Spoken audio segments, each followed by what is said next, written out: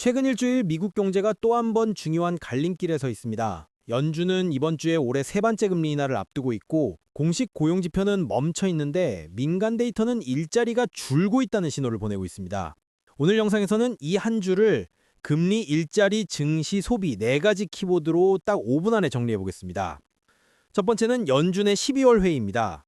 시장에서는 이번 주 열리는 회의에서 기준금리를 0.25%포인트 더 내릴 가능성을 85에서 90% 정도로 보고 있습니다. 지금 기준금리가 3.75에서 4% 구간인데 3.5에서 3.75% 구간으로 한 단계 더 낮추는 거죠. 그럼 연준은 왜 또 금리를 내리려는 걸까요? 가장 큰 이유는 경기가 분명히 식고 있는데 물가는 애매하게 높기 때문입니다. 최근 데이터 기준으로 연준이 가장 중요하게 보는 PC 물가는 연 2.8% 근처, 목표인 2%보다는 위에 있지만 작년, 재작년에 비하면 많이 안정된 수준이죠. 반대로 성장률과 고용 쪽은 조용히 힘이 빠지고 있다는 신호가 계속 나오고 있습니다. 그래서 연준 내부에서는 분위기가 둘로 갈려 있습니다. 한쪽은 일자리 지키려는 지금이라도 과감하게 더 내려야 한다는 파. 다른 한쪽은 인플레이션이 다시 튀면 더 큰일 난다. 이번에 자르더라도 앞으로는 천천히 가자는 파죠. 그래서 이번 회의는 결과만 보는 게 아니라 파월이 기자회견에서 어떤 톤으로 말하느냐, 그리고 내년, 내후년 금리 전망을 어떻게 그려줄지가 훨씬 더 중요할 겁니다. 두 번째는 일자리 이야기입니다. 일단 공식 통계부터 보면 미국 실업률은 4.4%에서 멈춰 있습니다. 셧다운 때문에 새 고용보고서가 한동안 나오지 못했기 때문이죠. 겉으로만 보면 실업률 4%대면 괜찮은 거 아닌가 싶을 수 있지만 민간 쪽 데이터를 보면 분위기가 다릅니다. ADP에 따르면 11월 민간 일자리는 3만 2천 개가 줄었습니다. 예상은 소폭 증가였는데 오히려 마이너스로 나온 거죠. 특히 소규모 업체에서 12만 개 가까운 일자리가 줄었고 중견 대형 기업이 간신히 버티는 그림이 나왔습니다. 여기에 대규모 구조조정 계획을 집계하는 통계들을 보면 올해 발표된 해고 계획 인원이 팬데믹 이후 최대 수준까지 올라가 있어요. 한 문장으로 요약하면 실업률 숫자는 아직 멀쩡해 보이지만 기업은 이미 사람 줄일 준비를 마친 상태라는 겁니다. 문제는 연준이 금리 결정을 해야 하는 지금이 바로 이런 애매한 시기라는 겁니다. 공식 통계는 중간에 끊겨 있고 민간 데이터는 분명히 고용이 식고 있다고 말하고 있고 물가는 2%대 후반에서 잘 안 내려오는 모습이라 어느 쪽을 더 중요하게 보느냐에 따라 정책 판단이 갈립니다. 세 번째는 증시와 소비, 그리고 양극화입니다.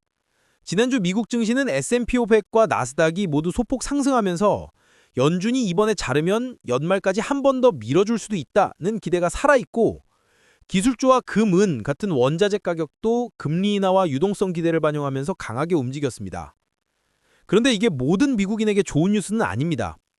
JP모건의 제이미 다이먼은 최근 인터뷰에서 소비자는 아직 괜찮은데 인플레이션은 내려가고 있지 않다고 말했습니다.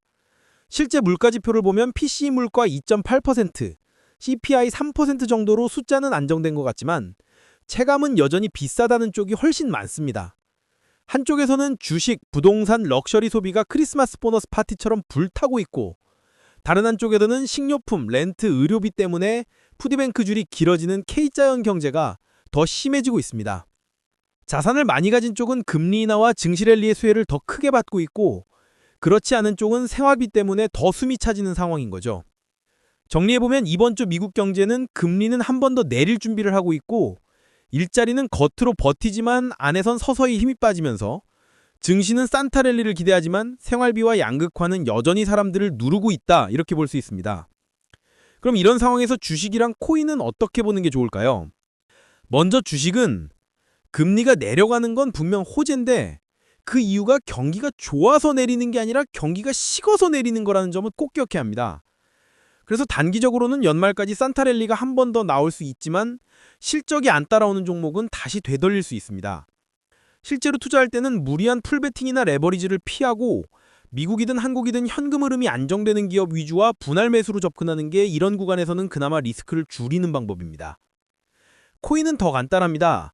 금리 인하와 유동성 기대가 살아날수록 비트코인 같은 위험 자산에는 단기적으로는 호재일 수 있지만 경기 둔화가 더 심해지면 제일 먼저 던져지는 것도 역시 코인 같은 고위험 자산입니다. 그래서 코인은 내 전체 자산의 일부 잃어도 되는 비율 안에서만 소액 분산하는 정도로만 보고 금리 뉴스 하나에 올인하는 전략은 피하는 게 좋겠습니다. 어디까지나 오늘 내용은 투자를 결정하기 전에 참고할 수 있는 큰 흐름 정도로만 봐주시고 최종 결정은 본인 투자 성향과 상황에 맞춰서 스스로 충분히 고민하고 선택하셔야 합니다. 계속 챙겨보고 싶다면 구독과 좋아요 잊지 말아주세요.